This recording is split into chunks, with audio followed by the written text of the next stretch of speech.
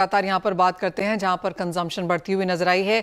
एक काफ़ी interesting international report है जो बताती है कि सनफ्लावर सीड या सेफ्लावर ऑयल यहाँ पर भी लगातार कंजम्पशन बढ़ती हुई नजर आएगी। ऑफ कोर्स 2024 के नंबर्स 2023 के मुकाबले यहाँ पर कमज़ोर थे एट अराउंड 68 मिलियन टन्स, लेकिन रिपोर्ट ये भी दर्शाती है कि 2035 तक ये जो आंकड़ा है 77 मिलियन टन्स की कंजम्पशन दिखाएगा, चाहे 1.5% के कैगर के साथ ही सही, लेकिन ये जो एक्सपेंसिव ऑयल है इसकी भी डिमांड यहाँ पर लगातार बढ़ती हुई नजर आएगी।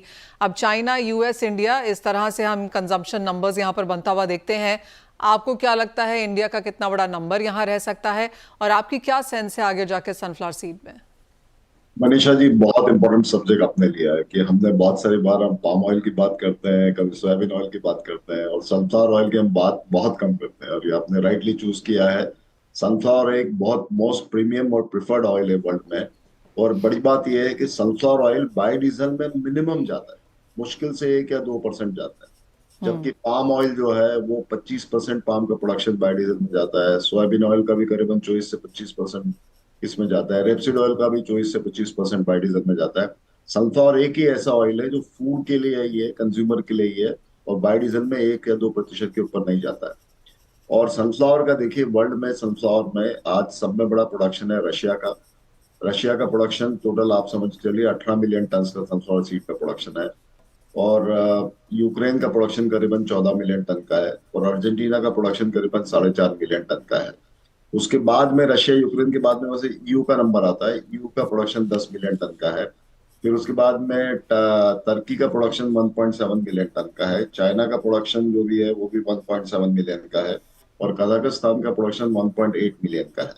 तो टोटल मिला के वर्ल्ड में सनफ्लावर सीड का प्रोडक्शन जो है आने वाले साल में, ये आप समझ के लिए करीबन 56.5 56.5 मिलियन टन का होने वाला है। जो अभी करंट ईयर में, बिकॉज वहाँ वेदर अच्छा नहीं था रशिया यूक्रेन में, वो 52 मिलियन था। तो 52 से 56.5, 4.5 मिलियन टन सनफ्लावर सीड का प्रोडक्शन वर्ल्ड में बढ़ने वाला है। और सन ऑयल जो करंट ईयर में हमारा प्रोडक्शन जो 20 मिलियन का था, वो 22 मिलियन टन का बढ़ने वाला है। तो 2 से 2.5 मिलियन टन एक्स्ट्रा सन ऑयल हमको अक्टूबर से आने वाले 2025 से सितंबर 2026 के ऑयल ईयर में हमें मिलेगा। एंड मैंने जैसे कहा कि ये मेनली फूड के लिए है और इसमें बायोडीजल का कंजम्पशन हार्डली 1% है। तो सनफ्लावर एक बहुत वाइब्रेंट इकोनॉमी है। और सनफ्लावर मील भी बहुत पॉपुलर है। सनफ्लावर मील का प्रोडक्शन भी आप देखिए करीबन ये साल 22 मिलियन टन का होगा सनफ्लावर मील का प्रोडक्शन। तो ये एक वर्ल्ड में, रशिया में, यूक्रेन में, रोमानिया में, बल्गेरिया में, टर्की में, कजाकिस्तान में, चाइना में, अर्जेंटीना में, सब जगह पे सनफ्लावर का अच्छा प्रोडक्शन है। इंडिया में भी एक जमाने में सनफ्लावर का प्रोडक्शन हुआ करता था। 95 97 के बीच में हम लोग 1.4 बिलियन तक सनफ्लावर सीड के प्रोडक्शन में पहुंच चुके थे। उसके बाद में स्पेशल ध्यान नहीं दिया गया इस पे। तो वो फिर बाद में उसको रोटेशन, क्रॉप रोटेशन करना, सॉइल चेंज करना, वो सब हो नहीं पाया। तो सनफ्लावर में हम पीछे रह गए। लेकिन जहां तक सनफ्लावर ऑयल का कंजम्पशन का सवाल है, I can tell you proudly, India is the largest importer of sunflower oil in the world today. आज हम लोग करीबन 33 से 35 लाख टन सनफ्लावर ऑयल का इंपोर्ट करते हैं वर्ल्ड में। तो we are the largest now import में, जहां तक सवाल है। एंड हम लोग जो खरीद रहे हैं 33 से 35 लाख टन, उसमें हमने रशिया से जो है वो करीबन हम 18 से 19 लाख टन खरीद रहे हैं। यूक्रेन से जो है हम 7-8 लाख टन खरीद रहे हैं। बाकी जी। अर्जेंटीना से हम 5.5-6 लाख टन खरीद रहे हैं। और बाकी जो रोमानिया, बल्गेरिया, टर्की से 2-1 लाख टन खरीद रहे हैं। Sandeep ji, it is amazing कि आपके साथ कोई भी एडिबल ऑयल की बात की जाए, आपके साथ नंबर्स यहाँ पर रेडी होते हैं प्रोडक्शन, कंजम्पशन एंड प्राइसेस को लेकर भी। तो जैसे हम लगातार कहते रहते हैं कि सनफ्लावर सबसे प्रीमियम ऑयल है, किस तरह का प्राइस व्यू अब यहाँ पर इसके आगे जाकर है? आपको लगता है कि अपनी ये जो अपना प्रीमियम है ये आगे जाकर होल्ड करेगा? मनीषा जी, ये नंबर सनफ्लावर के मेरे को जुबानी याद होना जरूरी है, because I am the current president of international sunflower oil association, which is a okay. World wide body.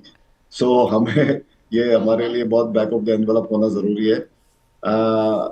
जैसे आप कहना चाह रहे हैं कि भाई ये इंडिया में जो सनफ्लावर है वो मतलब इतना उसका पैटर्न जो है, साउथ इंडिया में sunflower oil is the most preferred oil.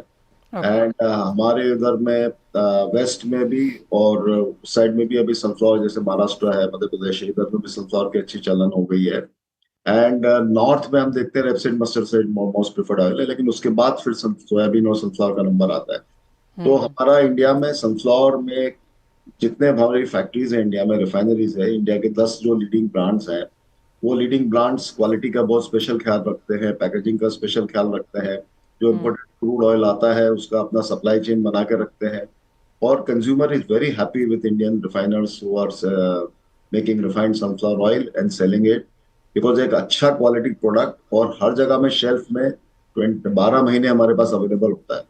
तो ये एब्सोल्युटली। बहुत बड़ी बात है। बीच में जो रशिया यूक्रेन का जब युद्ध भी हुआ था, उस समय भी हम लोग का बहुत सारा उस समय इंपोर्ट यूक्रेन से ही होता था, लेकिन हमने टाइमली उसको डाइवर्सिफाई करके रशिया से सनफ्लावर ऑयल लाया और इंडिया में सनफ्लावर की कहीं कमी नहीं पड़ने दी।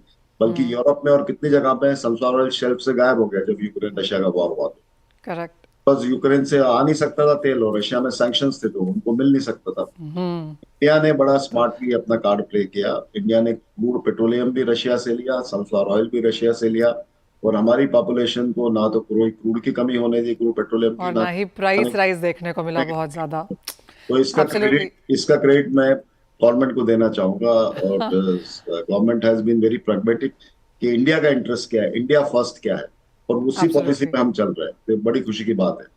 संदीप जी, एक और सरप्राइज कि आप ये भी इतने स्ट्रांगली यहाँ पर फॉलो करते हैं और इंटरनेशनल सोयाफ्लावर एसोसिएशन के मेंबर भी हैं, अदर प्रेसिडेंट हैं जैसे आपने कहा, तो क्लियरली आपसे इसके ऊपर और भी आगे जाकर बहुत सारी और लंबी बातचीत होगी। बहुत शुक्रिया साथ जोड़ने के लिए और बहुत ही डिटेल में with number wise, with country wise हमें आज वो यहाँ पर समझाने के लिए। चलिए, तो बात